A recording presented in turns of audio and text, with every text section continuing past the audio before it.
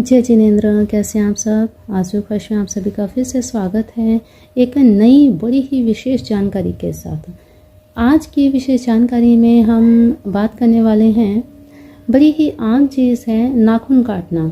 नाखून कब काटना चाहिए, किस समय काटना चाहिए, सही समय कौन सा है, सही दिन कौन सा है, क्योंकि नाखून काटना हमारे जीवन का एक डेली रूटीन का काम है, जिसे अगर आप सही समय पर करेंगे तो आपके घर से धन लक्ष्मी कभी, क्योंकि जब नाखून काटे जाते हैं तो ये चीज़ सीधी रिलेट करती है हमारे घर में सुख समृद्धि को। नाखून काटने का भी एक निश्चित समय होता है, निश्चित दिन होता है। तो कौन सा वो दिन है, कौन सा वो समय है, कब नाखून नहीं काटने चाहिए, कब नाखून काटने चाहिए और इनसे क्या नुकसान हो सकते हैं, आपको क्या चीज़ें हो सकती हैं, इसके बारे में आज पूरी जानकारी आपको देने वाली हूं। तो वीडियो के अंत तक बने रहिएगा। देखिए, जब भी घर में कोई नाखून काटता है, अचानक से कोई बड़े बुजुर्ग देख लेते हैं तो अचानक से बोल देते हैं, अरे भाई अभी मत काटो, कल काट लेना या परसों काट लेना या दिन में काट लेना। मतलब इस तरह की बातें आम आपको देखने को सुनी मिली होंगी।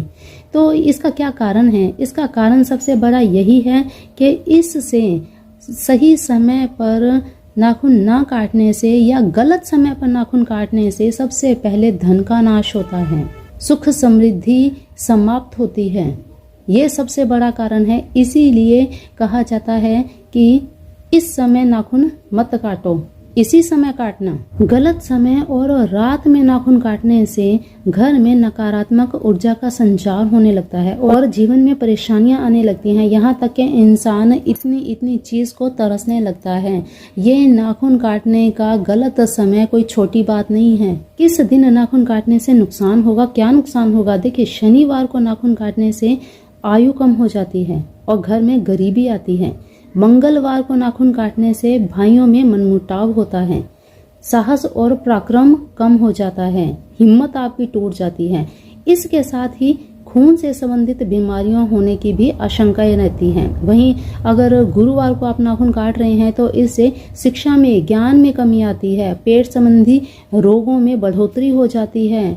इसीलिए खासकर शनिवार, मंगलवार और गुरुवार को नाखून कभी नहीं काटने चाहिए। अब कौन से दिन नाखून काटने चाहिए? देखिए, 3 दिनों को छोड़कर, ये मंगलवार, वीरवार और शनिवार, इन 3 दिनों को छोड़कर आप किसी भी दिन नाखून काट सकते हैं।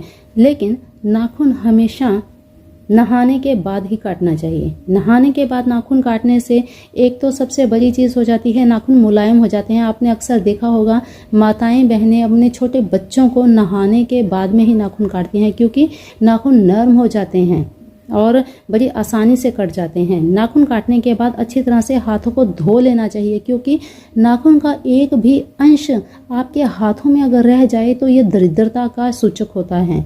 इसमें नकारात्मकता आपके साथ में रह जाती है और यही नकारात्मकता आपको नुकसान देती है, आपके धन का नाश कर देती है। रात में नाखून काटना सेहत के लिए बिल्कुल ठीक नहीं होता। पुराने टाइम में लाइट्स ना होने के कारण भी रात को नाखून काटने के लिए मनाही की जाती थी। लेकिन इसका दूसरा कारण ये भी है कि नहाने से पहले अगर आप नाखून काटेंगे तो नहाने के साथ ही नाखून नर्म हो जाते हैं और नेगेटिविटी ख़त्म हो जाती है। लेकिन रात को कोई भी स्नान नहीं करता, इसीलिए नाखून हमेशा सुबह ही काटने चाहिए। शाम को, रात के समय धन की देवी माँ लक्ष्मी के आगमन का समय होता है और इस समय में आप इस तरह के दरिद्रता वाले काम करेंगे तो लक्ष्मी आपके घर आती आती रह जाएगी।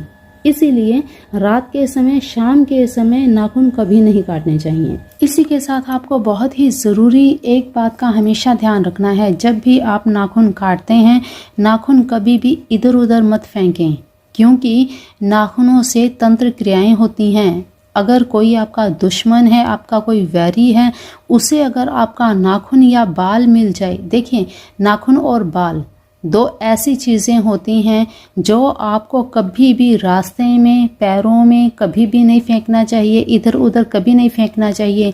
ये 2 चीज़ें किसी के भी हाथ नहीं लगनी चाहिए। बहुत अशुभकारी हो सकती हैं ये आपके लिए। आपको इसकी बहुत बड़ी कीमत चुकानी पड़ सकती है। ये आपको डरा नहीं रही मैं, आपको अवेयर कर रही हूँ, आपको इस चीज़ का विशेष ध्यान रखना चाहिए। जब भी आप नाखून काटें या कंघी करें, उस समय अपने बाल और अपने नाखून दोनों पर जब नज़र लग जाती है, हम बच्चे को ऐसे थुतकारा नहीं डालते हैं थू थू करके, तो इस तरह से हमेशा जब भी आप नाखून काटते हैं, बाल फेंकते हैं, बाल को कभी भी इधर उधर मत फेंकिए, या तो बबूत में डालें या फिर इनको आप जला दीजिए। नाखून की भी यही स्थिति है, ये कभी किसी के हाथ में नहीं लगने चाहिए, या तो इसको आप जल परवाह कर दीजिए, थुतकारा डालकर उसे फेंकें, ताकि उस पर कोई क्रिया करना भी चाहे तो वो क्रिया नहीं होगी, वो उस क्रिया में सफल नहीं होंगे। कोई अगर आपके ऊपर विपरीत क्रिया करना चाहे तो वो विपरीत क्रिया नहीं होगी। आपके ऊपर कोई भी ऊपरी चीज़ कभी भी काम नहीं करेगी। कोई आपके ऊपर तंत्र क्रिया करना चाहे तो वो कभी नहीं होगी, क्योंकि नाखून और बाल ऐसी चीज़ें हैं जिससे आपके पूरे जीवन को अस्त व्यस्त किया जा सकता है तंत्र क्रिया से। तो इस चीज़ का हमेशा ध्यान रखें, आप खुद भी ध्यान रखें, अपने बच्चों को भी इस बात का विशेष ध्यान रखने के लिए कहें। ये बात आपको सभी को पता होगी कि जब भी अंतिम संस्कार किया जाता है उसमें ज़्यादातर कुछ हड्डियों के अंश रह जाते हैं, नाखून रह जाते हैं, ये नहीं जलते, जलाने पर भी नहीं जलते, और इन्हीं को उठाकर इन्हीं को फूल माना जाता है और इन्हें गंगा में विसर्जित किया जाता है। क्यों विसर्जित किया जाता है? इसीलिए उठाया जाता है वहाँ से कि उन नाखूनों का, उन हड्डियों का कोई भी गलत इस्तेमाल ना करें। इसीलिए उन्हें अगले ही दिन जाते ही उठा लिया जाता है, उनको एकत्रित कर लिया जाता है ताकि उनके ऊपर कोई गलत क्रिया ना हो। इसीलिए ध्यान रखना चाहिए। इसका एक विशेष कारण ये भी है कि नाखून और बाल हमारे शरीर की जड़ से जुड़े होते हैं, पूरी हमारी स्किन के अंदर से निकले होते हैं, और जब इनके साथ कोई अलग क्रिया की जाएगी, कुछ नकारात्मक क्रिया की जाएगी, तो वो सबसे पहले आपके शरीर को नुकसान देगी।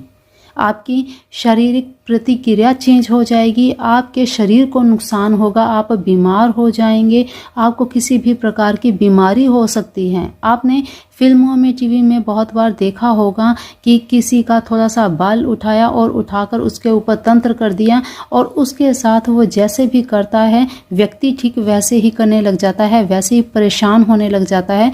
तो ये बातें, ये चीज़ें झूठ नहीं हैं। इन चीज़ों का हमारे जीवन पर बहुत गहरा प्रभाव पड़ता है। तो अवश्य चीज़ों का आप हमेशा ध्यान रखिए ताकि आपके घर में सुख समृद्धि हमेशा बनी रहे। वीडियो को शेयर करना बिल्कुल भी मत भूलिएगा, ताकि आपकी तरह आपके अपनों को भी इससे लाभ हो। तो चलिए आज की जानकारी में इतना ही, मिलते हैं ऐसी ही नई जानकारी में। तब तक के लिए अपना ध्यान रखिए, मस्त रहिए, स्वस्थ रहिए, अपने अपनों का ध्यान रखिए। जय जिनेंद्र।